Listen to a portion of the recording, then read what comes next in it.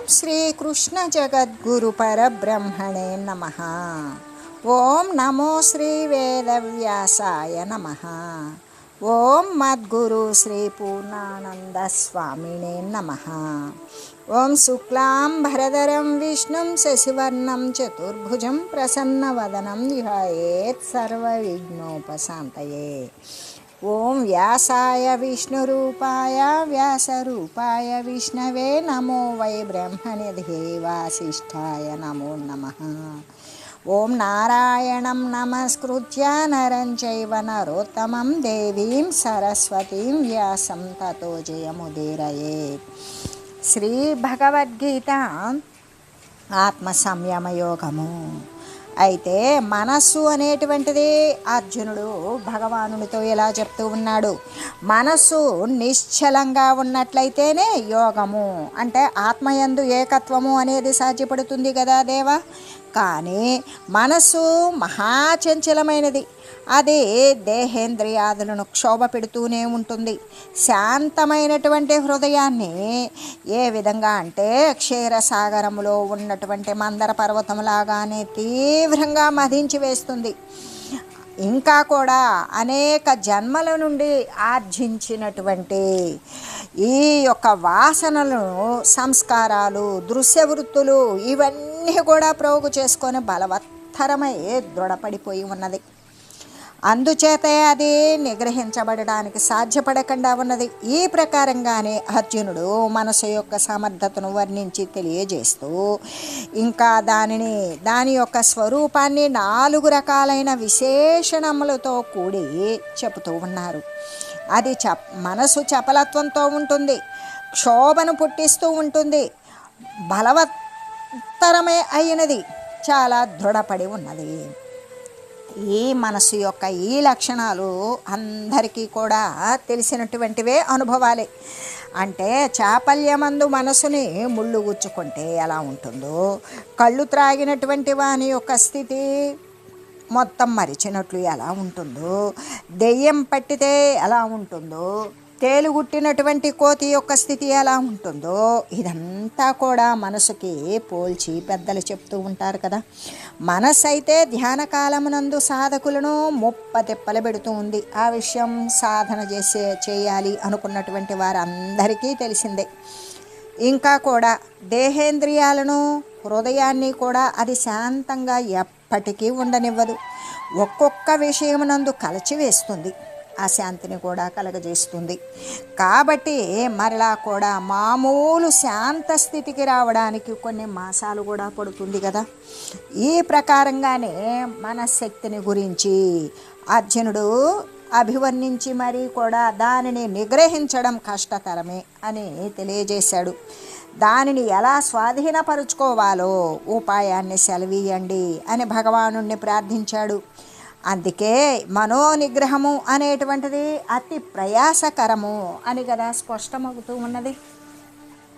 మనస్సు యొక్క స్వభావము చాలా చంచలమైనది. మనసు దేహేంద్రియాలను క్షోభ పెడుతుంది, బలవత్తరమైనది, దృఢపడి ఉన్నది అనేటువంటి అర్జునుని యొక్క మాటలు విని పరమాత్మ మనసును నిగ్రహించడానికి ఉపాయాన్ని తెలియజేస్తూ ఉన్నారు. అయితే భగవానుడు ఈ విధంగా పలికాడు. ఓ అర్జున, మనసును నిగ్రహించడం అనేటువంటిది చాలా కష్టం, ఇంకా కూడా అది చంచలమైనది. ఇక్కడ ఎటువంటి సందేహము, సంశయము కూడా లేదు. అయినప్పటికీ కూడా అభ్యాసం చేసావనుకో, అది వైరాగ్యము కలిగి ఉన్నప్పుడు కూడా అది నిగ్రహింపబడగలుగుతుంది. ఎందుకు అంటే మనసు చాలా చంచలమైనది. ఎలాగంటే అది నిగ్రహించడం అనేటువంటిది కష్టంతో కూడుకున్నటువంటి పని, ప్రయాసతో కూడిన పని అనే విషయాన్ని శ్రీకృష్ణ భగవానుడు కూడా ఆమోదించాడు.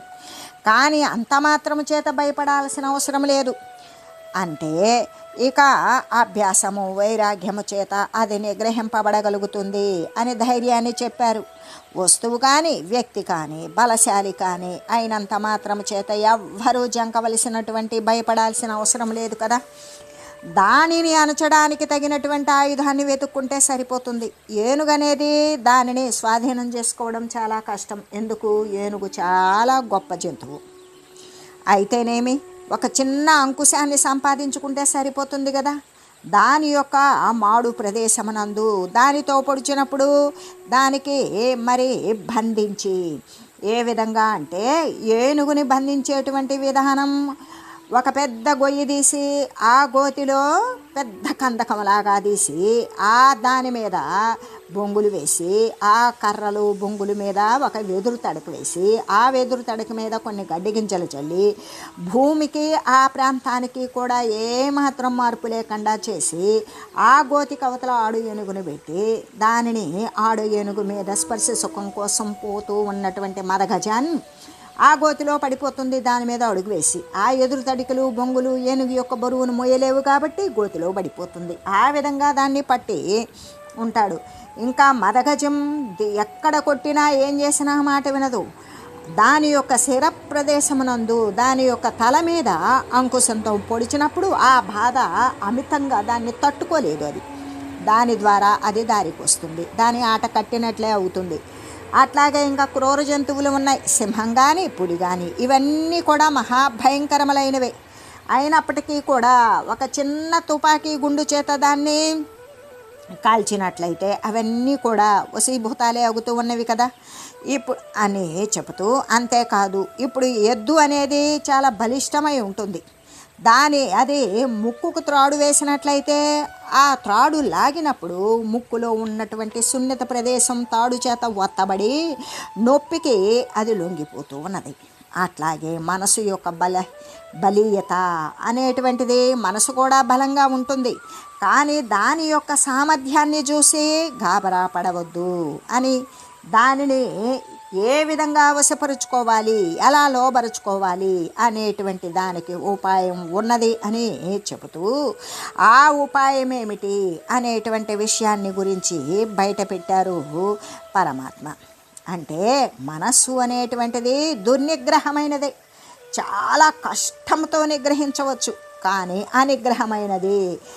మరి దానిని అణచలేకపోవడం, నిగ్రహించలేకపోవడం అనేటువంటిది కానే కాదు. దానిని నిగ్రహించవచ్చు, కష్టసాధ్యము మీద నిగ్రహపడుతుంది.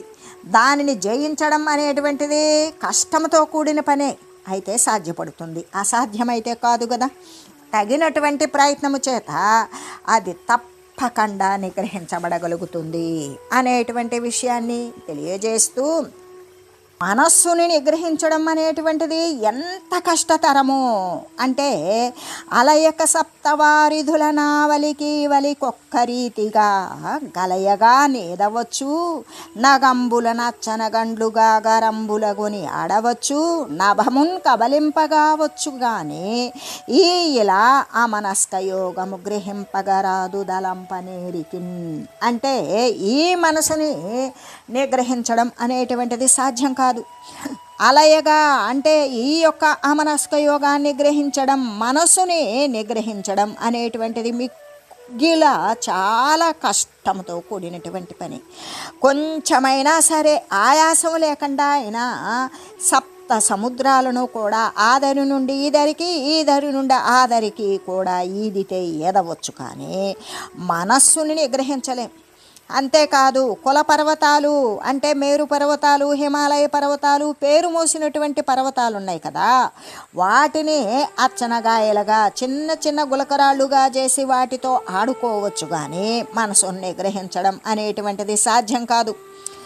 ఆకాశాన్ని అయినా కూడా మింగవచ్చు, అంటే నభం కబలింపగావచ్చు, ఆకాశాన్ని కూడా మృంగవచ్చు, కానీ ఈ యొక్క మనసును నిగ్రహించలేము అని చెబుతూ, ఇలా దీని యందు ఈ యొక్క యోగము మాత్రము పరిశుద్ధమైనటువంటి చిత్తము లేనటువంటి వారైతే ఎప్పటికీ కూడా ఈ యొక్క మనసును నిగ్రహించడం అనేటువంటిది సాధ్యము కాదు కదా అని చెబుతూ, అంటే ఎలాగంటే దీనిలో ఈ మనసు యొక్క ఆత్మ ఏమిటి, అనాత్మ ఏమిటి అనేటువంటి విభజింపగలిగినటువంటి మహాత్ములు అయితేనే, మనసు యొక్క తత్వం తెలిసినటువంటి వారు మాత్రమే ఆనందకరమై, స్పష్టమై, సులభమై మనసును నిగ్రహించుకుంటారు.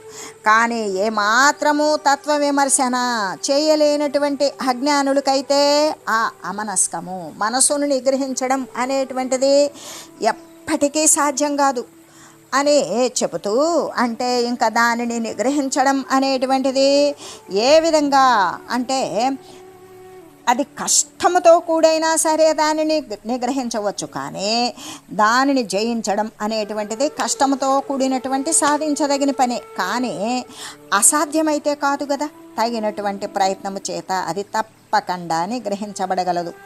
ఇంకా దానిని నిగ్రహించడానికి పరమాత్మ బోధించినటువంటి ఉపాయాలను గురించి ఒకంత విచారించుకుందాం. అయితే ఈ ఘట్టము అనేటువంటిది ఎవరైతే సాధన చేస్తూ సాధకలోకం ఉన్నదో వారికి ఇది చాలా అతి ముఖ్యమైనటువంటిది. ఎలాగంటే దేనికైనా సరే వశీభూతులై జనులు అనాది కాలము నుండి కూడా, అంటే ఆది లేని కాలము నుండి కూడా ఈ సంసార సాగరమునబడి దరిగానకుండా ఈదులాడుతూ ఉంటారు. ఈ జననము, జర, మరణము మొదలైనటువంటి దుఃఖాలకు లోనగుతూ ఉంటారు. అలా ఎవరైతే ఉన్నారో, ఏదైతే ఆత్మ అనేటువంటి పరమాత్మ అనుభూతికి ప్రధానమైనటువంటి అడ్డుగోడగా నిలిచి ఉన్నదో అటువంటి మనసు యొక్క నిగ్రహాన్ని గురించి ఇక్కడ మనకి చెప్పబడింది. అందులో కూడా ఎవరు చెప్పారు? సాక్షాత్తు అవతారమూర్తి అయినటువంటి శ్రీకృష్ణ భగవానుని ముఖార విందము నుండి ఆ ఉపాయము అనేది వెలువడింది. దానిని బట్టి అది అత్యంత ప్రాధాన్యాన్ని పొందింది కదా. మనసును నిగ్రహించడం ఎట్లా అనే ఈ ప్రశ్న మాత్రమే దాదాపు ప్రతివాని నుండి కూడా వస్తూ ఉంటుంది. ఎందుకు? అది ఒక చోట నిలబడదు, నిగ్రహించబడదు. ఈ ప్రశ్న గనక నివారించబడిందనుకో, ఒక ఆధ్యాత్మిక సాధన అంతా కూడా పూర్తి అయిపోయినట్లే. కాబట్టి దీనిని గురించి భగవానుడు ఏమి తెలియజేశారో తెలుసుకోవడం అనేటువంటిది మనందరికీ అత్యంత అవసరం కదా. ఏంటది అంటే, ఒకటి అభ్యాసము, రెండోది వైరాగ్యము అనే ఈ రెండు ఉపాయాల చేత కూడా మనసు తప్పకుండా నిగ్రహింపబడగలుగుతుంది అని కదా భగవానుడు హామీ ఇచ్చారు. ఎలాగంటే ఇప్పుడు పతంజలి మహర్షి కూడా అలాగే చెప్పారు. ఏమని? అభ్యాస వైరాగ్యం తన్నిరోధ అనేటువంటి విషయాన్ని పతంజలి మహర్షి కూడా తెలియజేశారు. ఏమిటవి? ఒకటి అభ్యాసం, రెండవది వైరాగ్యము. వైరాగ్యము అంటే దృశ్య విషయాల పట్ల అస్థిరత్వాది దోషాలు వీటన్నింటినీ కూడా విచారించాలి. వాటి పట్ల ఏహ్యభావము, అసహ్యభావము కలిగి ఉండాలి. దాని చేతనే మనసు బహిర్ముఖంగా పరిగెత్తదు. అలా పరిగెత్తకుండా అది అంతర్ముఖమవుతుంది. అంతర్ముఖంగా మరలినప్పుడు వైరాగ్యం ఎందుకు కలిగి ఉండాలి అంటే, ఈ దృశ్య ప్రపంచంలోని సమస్త పదార్థాలు కూడా కాలక్రమంగా నశించిపోయేటువంటివే అయి ఉన్నాయి. ఉత్పన్నం కావడం, నశించిపోవడం. మరి ఏదైతే పుడుతుందో అది చస్తుంది. కాబట్టి చివరకు శరీరం కూడా కొంతకాలానికి నశించిపోతుంది, చచ్చిపోతుంది కదా. అంటే చచ్చిపోతుందా? పోలా, మళ్ళీ వస్తుంది, మళ్ళీ పోతుంది. కానీ పోయిన శరీరాన్ని, వదిలిన శరీరాన్ని తీసుకొని రాదు. వాని యొక్క ఆ జీవికలో ఉన్నప్పుడు, వాడు జీవించి ఉన్నప్పుడు ఏ ఏ వాంఛలైతే స్థిరపడి ఉన్నవో అవన్నీ దాని మూలకంగా దానికి అనుగుణమైనటువంటి శరీరాన్ని, దేహాన్ని పట్టుకొని వస్తుంది. ఈ విధంగా అశాశ్వతములైనటువంటి ఇటువంటి పదార్థాల పట్ల కోరిక అనేటువంటిది ఎందుకు? శాశ్వతమైనటువంటి వస్తువు అయితే ఆత్మయే. పుట్టింది పోతుంది, వస్తుంది వెళ్ళిపోతుంది. పుట్టింది నశిస్తుంది, వచ్చింది పోతుంది. కానీ ఇక్కడ రానిది పోనిది, పుట్టనిది గిట్టనిది అయినా ఏ ఆత్మస్వరూపమైతే ఉన్నదో అదే కదా దైవము. కాబట్టి దాని పట్ల మాత్రం కోరిక కలిగి ఉండాలి. శాశ్వతమైన వస్తువును గురించి వాంఛించినా, కోరినా, దాని యందు అంటి ఉండినా, దాని పట్ల ధ్యానము చేసినా, దానినే భజించినా మరి అలా కలిగి ఉండాలి. ఒకవేళ అంతగాకుండా ఇక ప్రాపంచక సంబంధమైన ఈ పంచభూతాల ద్వారా నిర్మితమైనటువంటి దేహాలతోటి కూడుకొని ఈ పంచభూత నిర్మితమైనటువంటి ఈ యొక్క భోగాలను ఎంత అనుభవించినప్పటికీ కూడా తృప్తి అనేది కలుగుతుందా? లేదు. మరి ఆశ తగ్గుతుందా? తగ్గదు. మళ్ళీ కూడా వాని యందు రెండింతల కోరిక ద్విగుణీకృత వాంఛ ఉదయిస్తుంది. అబ్బా, ఇది బాగున్నది, ఇక దీనిని మరొకసారి అనుభవిస్తే బాగుంటుంది, ఇంకొకసారి దానిని గురించి విచారిస్తే బాగుంటుంది, దానిని గురించి ఇంకొక అనుభవానికి వస్తే బాగుంటుంది అనేటువంటి రెండింతల కోరిక అది విజృంభిస్తుంది. కానీ ఏమాత్రము కూడా ఆ ఆశ తగ్గదు, ఎంత అనుభవించినా తృప్తి కలగదు. దాని వలనేమవుతాయి, వాని యొక్క కోరికలు వాసనలు బలపడిపోతాయి, దృఢపడిపోయి సంసార బంధము, ఇక కోరికలు కోరటం, తదనుగుణమైనటువంటి శరీరాలను ధరించడం, ఆ ధరించిన శరీరం వదిలిపెట్టేయడం, మరొకటి తెచ్చుకోవడం, ఈ విధంగా వాని యొక్క సంసార బంధము శారీరక సంబంధమైన దేహ సంబంధమైనటువంటి రాకపోకలు కలిగి ఆ యొక్క బంధము అంటే ప్రాపంచిక సంబంధమైన బంధం వృద్ధిని పొందుతుంది. ఈ యొక్క మరి ఉపాధిపరమైనటువంటి స్మృతులే వానికి వృద్ధి అవుతాయి. పైగా కూడా ఈ యొక్క శారీరక సంబంధమైన చావు పుట్టుకలతో కూడినటువంటి సంసార బంధం అనేటువంటిది వృద్ధి అవుతుంది. పైగా మనసు విషయానుభవం కోసం అది బహిర్గతమే అవుతుంది, బహిర్ముఖం అవుతుంది, ప్రపంచంలోకి వెళ్ళిపోతుంది, దృశ్య సంబంధమైన విషయాలలో లీనమవుతూ ఉంటుంది. అలా బహిర్ముఖము అగుతూ ఉన్న కొలది కూడా ఏమవుతుంది, సత్యమైన శాశ్వతమైన ఆత్మ వస్తువు అనేది దూరమైపోతుంది. అంటే ధ్యానమందు ఇకప్పుడు వాడు ధ్యానం చేద్దాము, పరమాత్మ పట్ల మనసును నిలుపుదాము, మనసును వశపరుచుకుందాము అనుకునేటువంటి అప్పుడు మనసు నిలుస్తుందా? ధ్యానమునందు మనసు నిలవదు, పరమాత్మ ధ్యానము కుదరదు. కాబట్టి మనసు నిశ్చలమవడానికి, స్వాధీనపడటానికి కూడా విషయ వైరాగ్యము ఈ యొక్క విషయాల పట్ల ఉన్నటువంటి దాని యొక్క అనిశ్చితత్వాన్ని, అస్థిరత్వాన్ని గురించి విచారించాలి. అలా స్థిరము లేనటువంటి అసత్యమైన మిథ్యాభూతమైనటువంటి వాంఛాపరమైనటువంటి అశాశ్వతమైన ఈ యొక్క విషయ వైరాగ్యము అనేటువంటి దాని యందు ఎల్లప్పుడూ కూడా ఇక దాని గురించి విషయాన్ని గురించి తెలిసి ఉండాలి. తెలిసినప్పుడు అసత్యము, అస్థిరము, అనిత్యము అని తెలిసినప్పుడు దానిని ఎవడైనా సరే కోరతాడా? కోరడు. దాని పట్ల ఎప్పుడైతే విరక్తి తత్వము అనేది వస్తుందో మళ్ళీ మనసు అంతర్గతమవుతుంది. ఇక మనోనిగ్రహమునందు గమనించవలసినటువంటి రెండవ అంశం ఏంటి? మొట్టమొదటిది వైరాగ్యం అయితే రెండవది అభ్యాసము. ఈ అభ్యాసము చేత ఎల్లప్పుడూ కూడా ప్రయత్నం చేస్తూనే ఉంటాడు కదా. ఎప్పుడైతే విషయ సంబంధమైన వాసనలు అస్థిరము, అశాశ్వతత్వము, సత్యత్వము కానివి అని తెలిసినప్పుడు అనిత్యాని శరీరాన్ని, శరీర సంబంధమైనదే లోకము, దేహము. కాబట్టి ఈ యొక్క దృశ్యమాన జగత్తులో సర్వేక సమస్తము కూడా వచ్చిపోయి మార్పులకు లోనయ్యేటువంటి స్థితి తప్ప శాశ్వతమైనది, పుట్టనిది, గిట్టనిది, రానిది, పోనిది, నిత్యోదితమైనటువంటి పరమాత్మ వస్తువు అనేది ఈ ప్రాపంచిక సంబంధంగా లేదు అని తెలిసినప్పుడు ఇక దాని పట్ల నిరంతరం కూడా పరమాత్మతత్వము, శాశ్వతమైన పరమాత్మ వస్తువునందు, తన యొక్క ఆత్మస్థానమునందు ఎల్లప్పుడూ చేసేటువంటి ప్రయత్నము చేత అదే కదా అలవాటు. మరి ఎల్లప్పుడూ అనవరతము నిరంతరము చేసేటువంటి ప్రయత్నం ఏదైతే ఉంటుందో అదే అభ్యాసము, అదే అలవాటు. ఆ ప్రయత్నము చేత ఏ కార్యమైనా సరే సాధించబడగలుగుతుంది కదా. అందుకే మనకి పతంజలి మహర్షి కూడా ఏమని తెలియజేశారు అంటే, సతు దీర్ఘకాల నైరంతర్య సత్కార సేవితో దృఢభూమి అనే పతంజలి మహర్షి తెలియజేశారు. అంటే దీర్ఘకాలమైన, బహుకాలమైనటువంటి నిరంతర అభ్యాసము చేత మాత్రమే మనోనిగ్రహము అనేది తప్పక సాధ్యపడగలుగుతుంది అని ఆయన తెలియజేసి ఉన్నారు. అంటే మరి ఇక సోమరితనంతో ఉన్నటువంటి వారు, ఏ యొక్క విషయాల పట్ల కూడా విరక్తి లేనటువంటి వారు, పరమాత్మ పట్ల ఆసక్తి లేనివారు, సత్య వస్తువేదో అసత్య వస్తువేదో తెలియనటువంటి వారు, పరమాత్మ వస్తువు కోసం నిరంతరం ప్రయత్నము చేయనటువంటి సోమరులకు మనసు లొంగుతుందా? లొంగదు. ఎందుకు అంటే మనసును లొంగ తీసుకోవడం కోసం వారు ప్రయత్నమే చెయ్యరు కాబట్టి మనసు లొంగదు. ఎటువంటి ప్రయత్నం కానీ ఏ యొక్క అభ్యాసం కానీ లేకపోతే లౌకిక రంగమును కానీ పారమార్థిక రంగమును కానీ ఏ కార్యము కూడా సాధింపబడదు కదా.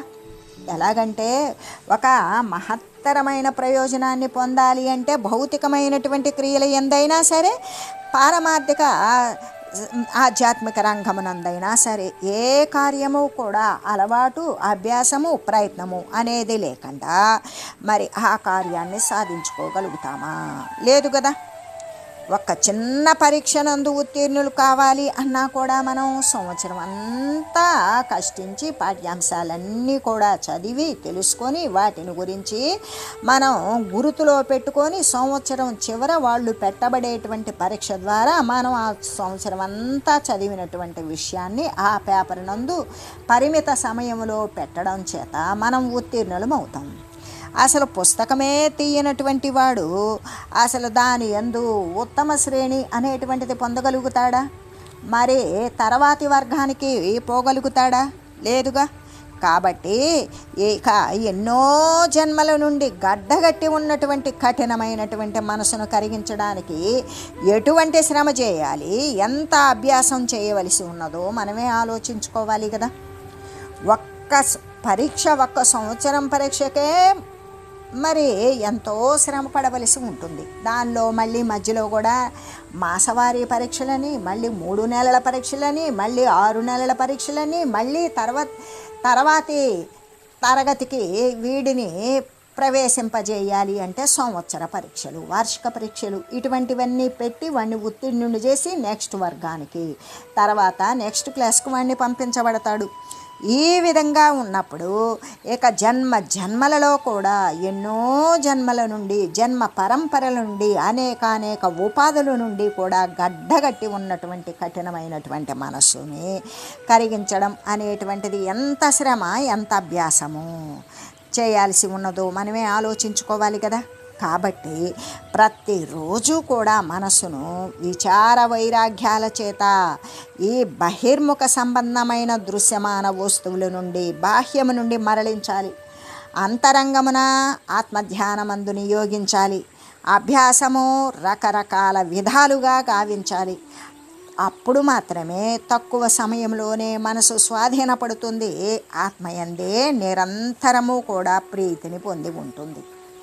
ఎప్పుడైతే వాడు నిరంతర సాధన అనేటువంటిది చేస్తాడో ఈ దృశ్యమాన జగత్తు యొక్క అస్థిరత్వాన్ని ఎల్లప్పుడూ కూడా గురుతులో ఉంచుకొని దానిని విరక్తి చెంది ఉంటాడో, శాశ్వత పరమాత్మతత్వాన్నే వాడు కోరి ఉంటాడో, అటువంటి దాని యందు నిరంతర ప్రయత్నం ద్వారా ఇక ఆ యొక్క మనసు అనేటువంటిది తక్కువ సమయంలోనే రకరకాలుగా అనేక విధాలుగా భజనో, కీర్తనో, మరి స్తుతియో, పాదార్చనమో, సేవో ఏదో ఒకటి భగవత్ సంస్కారాన్ని పెంపొందించుకుంటూ చేసినటువంటి అలవాటు ద్వారా ఆ యొక్క విషయాల పట్ల విరక్తి అనేది కలుగుతుంది. ఎందుకు? అసత్యమైనటువంటి విషయాల యొక్క విషయాన్ని తెలుసుకోవడం ద్వారా అసత్యమైన, మిథ్యాభూతమైన, కల్పితమైన జగత్ సంబంధమైన వ్యవస్థను ఆవలికి నెట్టివేశాడా. పరమాత్మ పట్ల అనురక్తి కలిగి ఉన్నప్పుడు మనసు అనేది పరమాత్మ యందు లీనమవుతూ ఉంటుంది. అటువంటి మనసు ఎంత అంటే మనం అంతకుముందు ఏమని చెప్పుకున్నాము అంటే మనసును నిగ్రహించడం అనేటువంటిది సప్త సముద్రాల ఆవలకేవలకి ఎదవచ్చు కానీ మనసుని నిగ్రహించలేము. ఈ యొక్క పర్వతాలను అచ్చనగాయలుగా ఆడుకోవచ్చు కానీ మనం మనసుని నిగ్రహించలేము. అంతేకాదు ఆకాశాన్ని కూడా మృంగివేయొచ్చు కానీ మనసుని నిగ్రహించలేము అని తెలిసింది. ఎప్పుడు? ఎటువంటి ఆధ్యాత్మిక అభివృద్ధి లేనప్పుడు. పారమార్థిక తత్వాన్ని అంటి ఉన్నప్పుడు మనసును ఏ విధంగా నిగ్రహించగలుగుతాడు? ఎంత సునాయాసము అంటే చెలువుగా బువ్వులు జీరుట కంటెన్ బొలుపుగా గంగవము ఇయుట కంటెన్ నలువగును ఈ అమనస్క పదంబే సులభము సౌఖ్యము సూక్ష్మము వశ్చ. ఎలాగా అంటే ఆత్మ యొక్క అనాత్మ యొక్క వివేకము తెలిసినప్పుడు, ఆత్మ సత్యమైనది, నిత్యమైనది, శాశ్వతమైనది. అనాత్మ అసత్యమైనది, అస్థిరమైనది, లేకనే ఉన్నట్లుగా కనబడి లేకుండా పోయేటువంటి అస్థిర స్వరూపం అనాత్మ అని తెలిసినప్పుడు దాని పట్ల విరక్తి కలిగిందా, ఆసక్తి పరమాత్మ యందు కలుగుతుంది. అటువంటి వివేకము కలిగినటువంటి బుద్ధిమంతునికి ఎంత సునాయాసము అంటే, చెలువుగా పువ్వులు జీరుట కంటే, పూలను చీల్చడం కంటే, పువ్వులను కోయడం కంటే కూడా, పొలుపుగా గన్గవ మూయుట కంటే, కనుగవ్వ అంటే కన్నులు రెప్పవేసి తెరిచినంత సునాయాసంగా ఈ విధంగా అంటే నలువగు ఈ అమనస్క పదంబే, ఈ మనసును నిగ్రహించడం అనేటువంటిది మిగుల సులభము, సౌఖ్యము, సూక్ష్మము. అంటే ఎంత సులభమైనది, ఎంత ఆనందకరమైనటువంటి సూక్ష్మమైనది, దానికి ఎంతో ప్రయాసపడని అవసరం లేదు. ఎప్పుడైతే పరమాత్మానురక్తి కలిగి ఉంటాడో అప్పుడు మనసును నిగ్రహించడం అనేటువంటిది చాలా సునాయాసంగా జరిగిపోతుంది.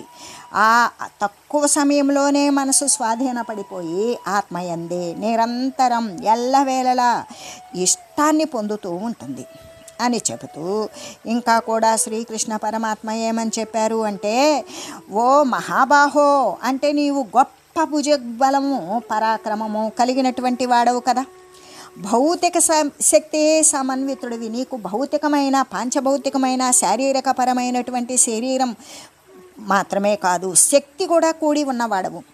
అటువంటి నీ శక్తిని ఆధ్యాత్మ రంగమునందు కూడా వ్యక్తం చేయు, అభ్యాసము చేయు, వైరాగ్యాన్ని ఆశ్రయించు, పరమాత్మ పట్ల ఆసక్తిని ఉంచు, మనస్సును నిగ్రహించు, అప్పుడు విజయాన్ని పొందుతావు అనే ఈ సంబోధన ద్వారానే మహాబాహో అంటే గొప్ప భుజబల పరాక్రమం కలిగినటువంటి వాడు యుద్ధంలోనే కాదు, మనస్సును నిగ్రహిస్తే ఈ యొక్క మరి నీవు అభ్యాస వైరాగ్యాల ద్వారా మనసును నిగ్రహిస్తే విజయాన్ని పొందుతావు ఆధ్యాత్మిక పదమునందు అనేటువంటి సంబోధన మహాబాహో అని తెలిపారు.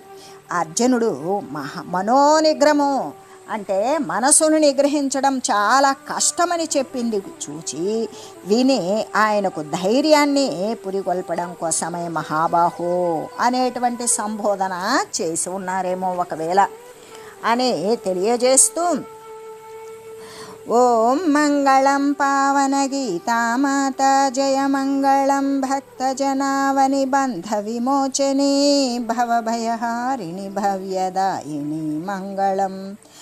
ఓం మంగళం శ్రీ కురుక్షేత్ర రణక్షోణి విహారిణే పార్థసారథి రూపాయ గీతాచార్యాయ మంగళం. ఓం మంగళం మహత్.